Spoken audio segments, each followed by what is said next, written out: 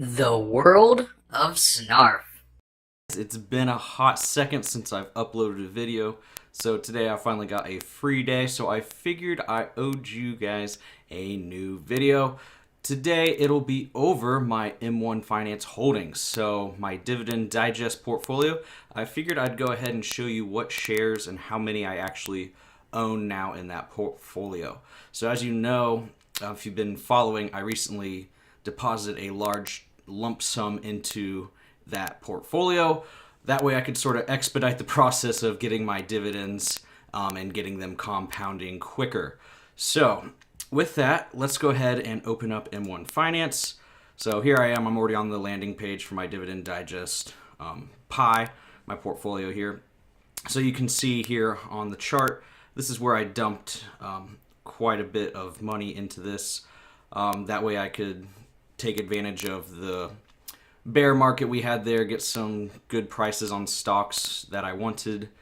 But anyway, so let's just go ahead and go into my holdings. All right, I will go ahead and arrange this. Okay, here we go. So I've sorted it by shares, meaning the holdings or stocks that I own the most of will be up here. So of course we have good Gladstone Commercial Corp. I own over 100 shares, almost 101 shares in that. Next is another Gladstone ticker. It is GAIN. So I have almost 90 shares in that. Next is Capital Southwest, almost 69 shares in that. Then we have Apple Hospitality REIT, almost 60 shares in that. Then we sort of dwindle down to the smaller holdings as far as number of shares, not necessarily as far as value goes. But we have AT&T, which is a great dividend stock to hold. They've been increasing their dividends, and they've had pretty steady dividends. So that's a good stock to own, almost over 30 shares there. Coca-Cola, again, another great dividend stock to own, almost 20 shares of Coca-Cola. Guggenheim, or Guggenheim, I'm pretty sure it's Guggenheim, ticker GOF. So this is a mutual fund. It does pay out monthly dividends. Don't know how I still feel about this holding. I'm holding on to it right now just to still take advantage of its payouts. If I see it's not performing how I want to, or I see some things getting kind of sketchy, I might sell it. It's currently at a loss right now, so no real tax loss there if I sold it at a loss. And I could probably distribute that $360 or so back into something more powerful. All right, we have Realty Income Corp. So the monthly dividend stock, as it's kind of coined itself to be. So this is another REIT, and it does pay monthly. They actually recently updated, I shouldn't say updated, they announced that they were going to have a dividend increase of 3%. So I believe it was at 21 cents. Now it's at 22.55 cents per share. It is a little bit pricier to own one whole share, but I mean every little bit increase helps. I have 10 shares of Procter & Gamble. They had a really good earnings report here this week, so they sort of they've been going up in value. So I've made quite a bit off of them, so that's awesome. Inviva, so 7 shares of this. This is another one of those holdings, just like Guggenheim. I don't know how long I'm going to hold on to it, but I have it right now. It's currently made me some profit and appreciation, so I'll hold on to it. If it does anything funky, I'll go ahead and get rid of it. Then we have Norfolk Southern Corporation, so railroad. I've always been interested in railroad. Norfolk has a pretty strong stock. I've compared it to the other railroad companies, and I just decided to go with this one. There's no real reason why I picked this one over another one. But they do pay out dividends. I wouldn't consider them a strong dividend leader, but just sort of something fun I wanted to throw into my portfolio, give it a try.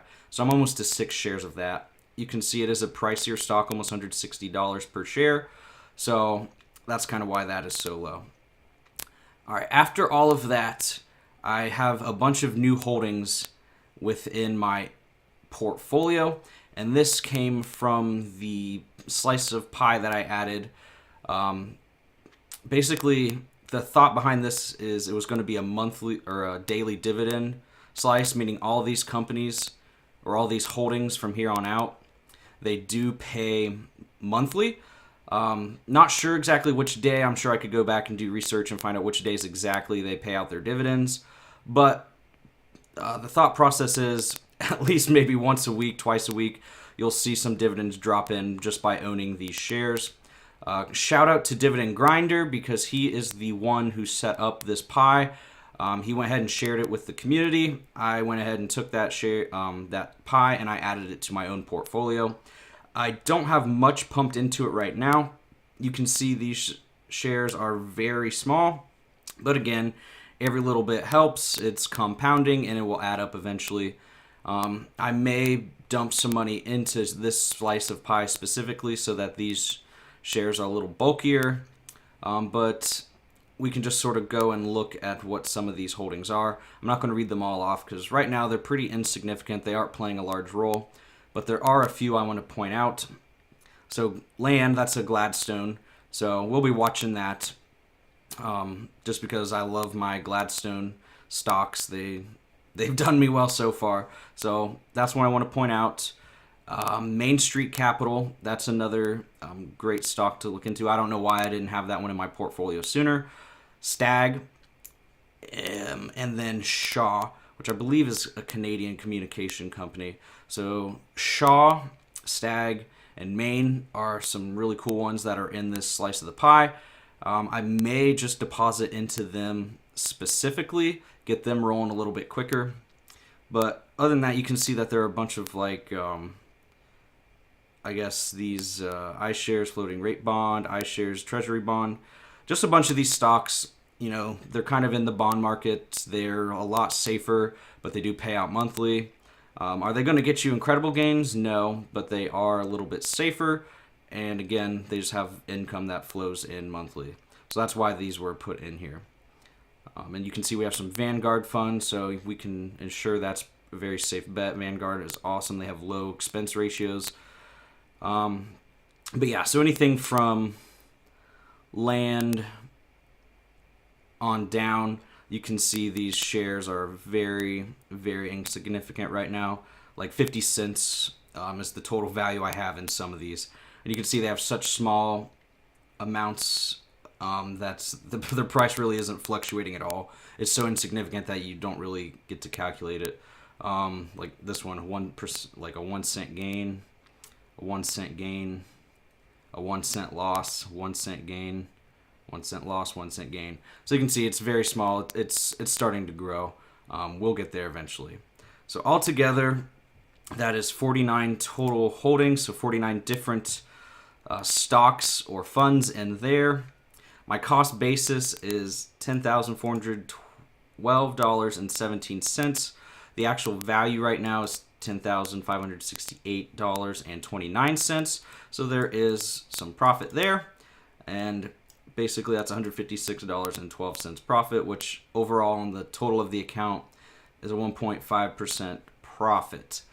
These numbers are a little weird, and the way they calculate it is kind of beyond me. So I just kind of look at the numbers. Am I happy with the number? Or am I sad with the number? Meh. Not too worried about that, especially since this is a dividend portfolio. I'm looking for passive income. So the appreciation or depreciation on the value of the stocks and the amount of shares I have, not too worried about it. I just want them to keep paying me monthly or quarterly. That way I keep putting money back into it and getting profit that way. So the goal of a dividend portfolio is to reach an amount of capital that you are able to buy enough shares of whatever holdings you want that they will pay you back and basically supplement your income. So it's not a get-rich-quick scheme. I'm not looking to buy a really banger stock that's going to take off one day and then sell it and be rich and just retire that way. I'm looking for a steady source of income off dividends alone. So that's why I've held on to all these stocks, all these shares, and I haven't really sold anything yet. I don't really plan to. I want it to just keep funding me. Maybe get to a point where I can retire early, which is sort of a goal of mine. I don't really have a set date or age for that. I just want to know that it's possible, and I'll be able to live securely off of that. Now, am I saying I'm anywhere near that right now? No, not at all. So to even try and compensate the salary I get now, you would have to have a substantial portfolio size. So I'm nowhere near there. I'm starting off. I haven't even had this for 2 quarters, maybe, so half a year. So I have time to grow. The dividends fall in, they reinvest, and they grow that way. Um, with that being said, I don't have much else to touch on this portfolio or my holdings. I just sort of wanted to be transparent with you guys, show you what I hold, what I am long for, as they say. That way, if I mention any stock or give suggestions or what I do, you can see why. I'm not trying to tell you to go out and buy any of these holdings. I'm not saying they're great. I'm not saying they're bad. I am saying they are what I own and what I'm utilizing to get my dividend income. So that's all I got for you today, guys.